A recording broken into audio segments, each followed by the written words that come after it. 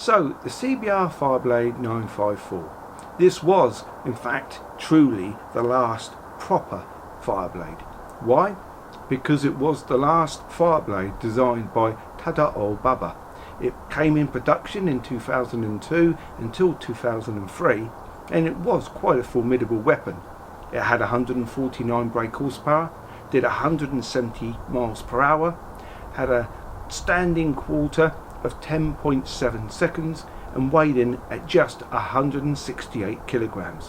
What a fantastic machine, regarded by many as probably the best CBR Fireblade that ever came into production, and we can see why looking at this image of just how great a bike it was. Unfortunately, my bike, when it came to me, was very much not the perfect CBR 954 Fireblade. In fact, it was far from it. This video is basically an edited down version of the previous videos I released in 2018-19, and here we're going to see lots of the images and some of the video just showing how bad that CBR was, but with a lot of work I managed to get it through, and I hope you'll agree, get it through to become the CBR 954 Fireblade that Tadao Baba would have been proud of. Let's take a look now and see just how bad it was. I do warn some of you CBR 954 lovers, some of these images you will find disturbing.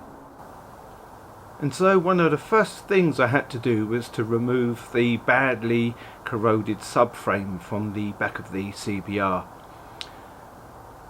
The paint was flaking off of it so badly it clearly needed to be resprayed, and so what I had to do was to remove the electrics from the plastic under tray, and then having removed all the electrical components and the wiring loom, was basically then remove that plastic tray out from the subframe, freeing up the subframe completely so I could then take that off to, at the time, a place that I worked. And as you can see here, I've got the subframe hanging from the ceiling. This was a place that I once worked at, plenty of space to basically prepare the subframe. I sprayed it with the grey acid etch primer before then rubbing that down and spraying it with a satin black paint to suit the rest of the CBR.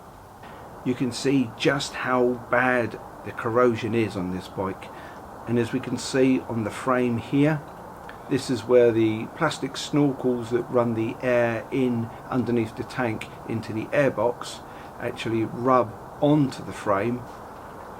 Because the bike was never taken care of, we can see the level of corrosion that's eaten in underneath those plastic snorkels that's then gone into the aluminium alloy of the frame. And you can see just them score marks there where it rubs, but due to the corrosion it's actually eaten into the paint and then got underneath, and as we can see there, that really is pretty bad. But the bike in general is pretty bad. Luckily on the CBR 954 the tank is plastic, and luckily on this bike all of the plastics are actually in really good condition. There's no cracks, there's no dents or any chips of paint or anything anywhere. It is literally just the level of corrosion from the bike being ridden every day and never cleaned. It's gone through several winters and never cleaned. Now let's just look at these forks. We can see that there's a big crack in this lower fork leg.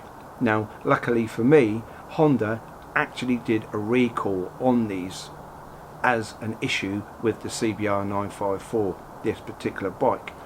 So I got lucky.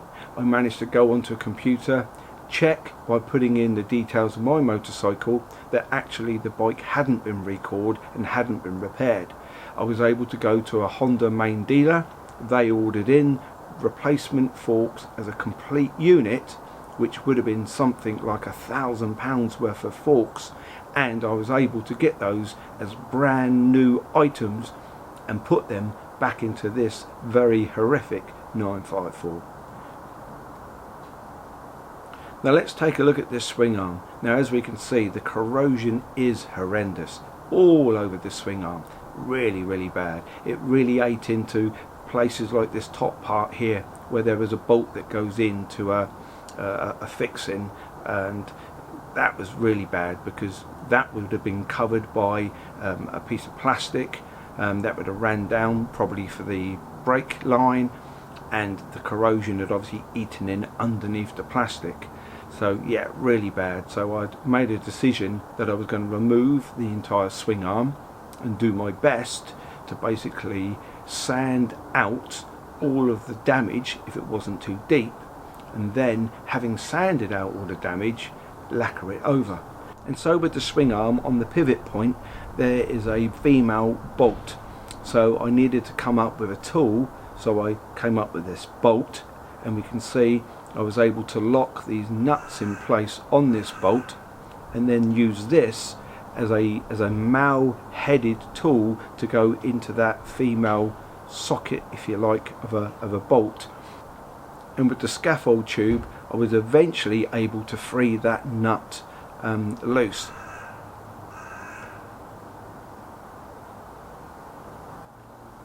Now the other thing that was really a big deal and a big problem was the shock. So the shock bolts in at the top of the frame there, and it really was very difficult to remove that nut off of there. And again, I needed to use my scaffold tube to create enough leverage really to free that nut.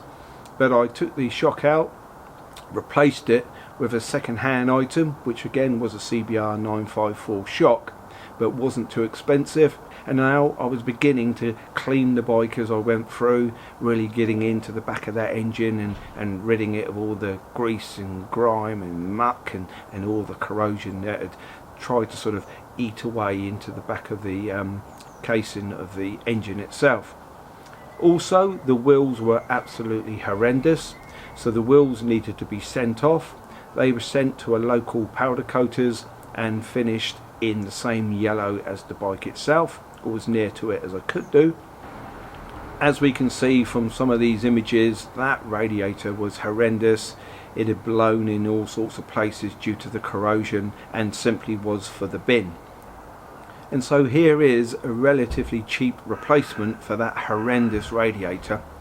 All I had to do was fit the fan back onto it, but unfortunately two fixings were in the correct place and one was slightly out, so I just had to make a little bracket to connect those two together to have those 3 fixing points. But once that was on and sorted, the radiator was good to go, never had any issues with it. That went back on the bike very easily and looked like a brand new part. So I was beginning to make inroads. I had the radiator replaced, the forks had been replaced, the rear swing arm was now looking almost like a new rear swing arm. I had a replacement shock, all the linkages were sorted, I'd sorted out the frame. Let's just look at that frame and how bad it is.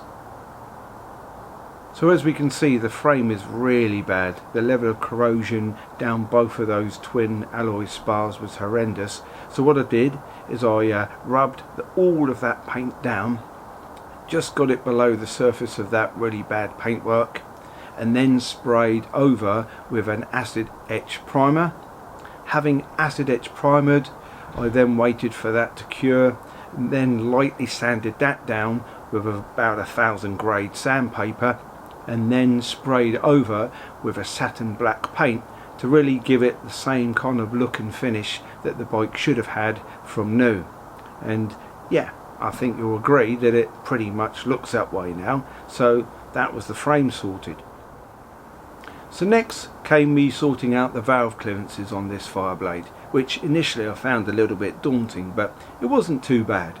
I was able to get in, remove the cams, make sure that the timing chain and things stayed in the position that they should do, and then get into checking, replacing the shims and putting it all back together again. So that, I found, ended up being a pretty successful undergoing. But once it all got put back together, I had an issue. The CBR Fireblade didn't start. No matter what I tried, it didn't start. I took the throttle bodies off, cleaned them, it didn't start. I tried several other things, looking at sensors, TPS sensors and all these other sensors that were pretty new to me because I hadn't really had such a modern day machine. Now it ended up being that I sent the bike off to a local mechanic, but after about a week the bike came back to me. He didn't figure out what was wrong with it. So I bit the bullet. I chanced my arm, bought some new throttle bodies from the USA yet again. They came in from California, and the only thing that was different was the way the bike breathed. Some of the hoses and things were a little different, but I was able to take things off of my old throttle bodies and put them on these throttle bodies, put them back on the bike. I was so relieved to find out that the 954 started.